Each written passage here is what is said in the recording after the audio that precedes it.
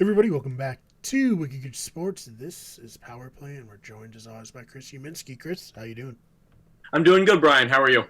Doing quite well. So it's the trade deadline, and I assume you have a lot to cover for that. So let's get right into it. What have the Bruins done today?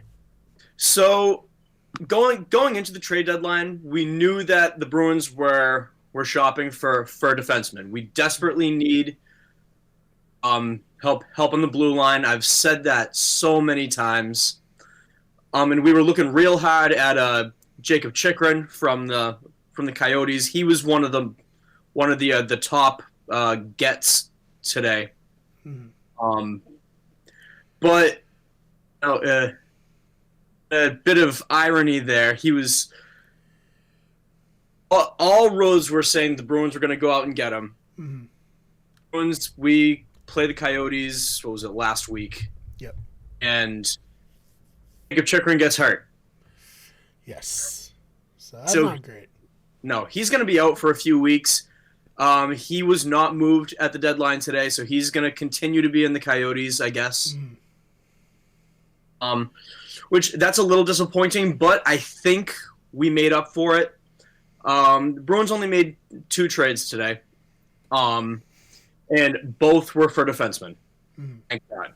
Yeah, I was going to say, that's like what you've been literally from the moment we started this show, you've been begging them to get defensemen. Sweeney's been watching. So do they do you proud? That's the real question. I like the moves that they've made. The first move, and I think this is the biggest one that they made. They made a trade with the Anaheim Ducks, Hmm. and we got Hampus Lindholm. Okay, tell me about him. Hampus Lindholm is, I think he's a very underrated player in the league. He is easily or was, I should say, the top defenseman for Anaheim. Hmm. He's not really a goal scorer, but that's not really what we need. We need somebody who's gonna just be a playmaker and somebody who can take the body. And Hampus Lindholm looks like that. He's set up to be a top or second pair defenseman. Hmm. And we sent over to him John Moore, Urho Vakanainen, and 2 second-rounders and a first-round pick. All right. So what do you think about that compensation for the Ducks from the Bruins? Is that fair, or is it a little bit of an overpay? What do you think? I think that that's fair. Mm-hmm. John Moore, it was good trade bait, I think. And so is Urho Vakanainen. Mm-hmm. They're gonna do good with the Ducks. And as far as picks are concerned, we're a good team, so our draft placement is never that great anyway. So I'm all about building a team for the now. We're pretty set for the future. We have a good prospect pool. Mm-hmm. Fabian Lazelle, who we're just watching in the Olympics. Mm-hmm. And a bunch of guys who are playing in the college tournament this weekend. So I'm not too worried about getting more prospects. I think that's a fair trade. And then we made another trade too for, like, I don't even know the guy's name. It's a guy I'd never heard of, but it's another defenseman, just more depth. Mm-hmm. Yeah, I mean, if you've never heard of him, it's probably not that like substantial of a player. But like you said, depth can never have too many defensemen. Yeah. All right. So other than that, we had a player on the Bruins who's been asking to be traded. Jake DeBrusk. What happened here?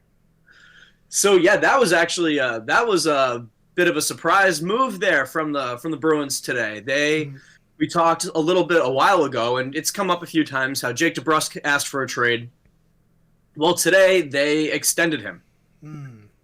The exact opposite of a trade, in fact. Yeah. And I like it. Jake DeBrusk has been playing extremely well. Right. And so I'm here for it. And I think what they were really trying to do was they were just trying to – he was going to be an unrestricted free agent at the end of the year. Mm-hmm. And, like, if you're trying to trade a player, he's being marketed as a rental at that point. Yeah, you'd really have to move him like as soon. Now maybe They have some time. He continues to increase his value with his good play. They can get something substantial for him. That's exactly what I think is going on here. I think he'll finish out the season here, but I think in the offseason he gets moved. Mm-hmm. And I think, in that, kind of way, kind of everybody wins. He gets a new contract. He has a little bit of security right now, regardless of what happens, which I'm sure played a little bit into the role. It played a little bit of a role into him requesting a trade in the first place. No one likes to be playing on an expiring contract, but this will work for everyone. We keep a good player. He gets a new contract. He'll probably get a new change of scenery in the off season. Yeah, I think I totally agree. Everybody wins here.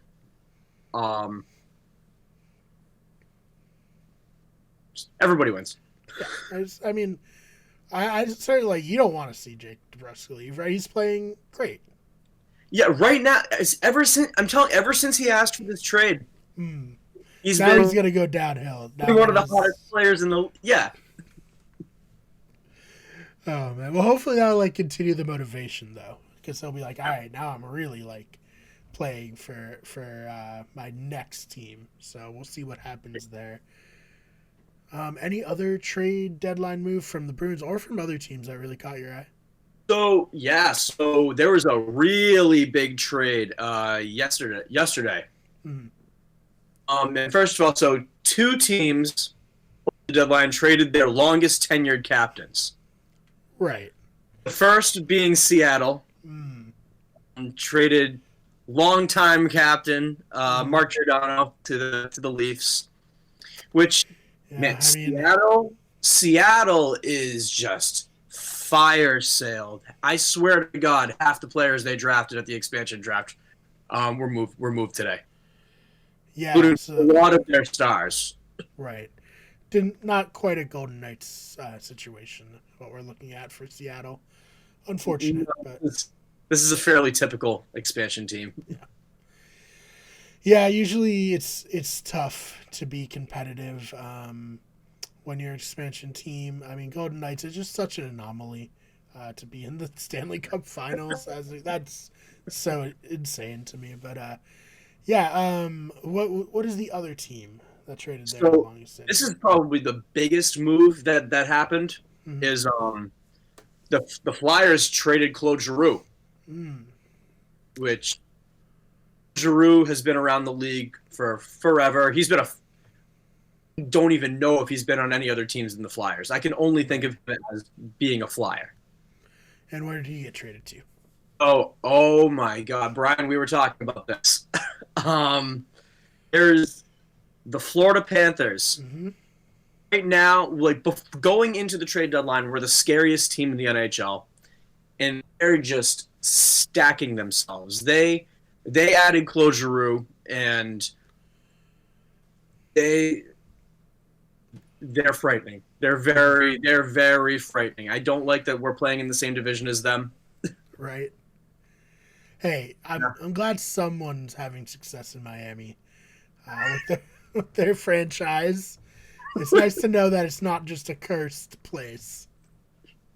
Well, I think I saw the Heat were doing pretty good too. Yeah, they're doing good too. In fairness, they're good too. It's just the Dolphins and Marlins, they can't get it together. Right. Well, the Marlins are the Marlins. They're the Marlins. They'll pop off and win a World Series every now and then out of nowhere, and then immediately tear their team apart. But and then the Panthers also added Ben Sherratt from the Montreal Canadiens, and which was another very big move. They're stacking themselves. Seattle tearing it down. I saw you had a meme for that trade on Twitter. Oh, which one? The future considerations. Oh yeah.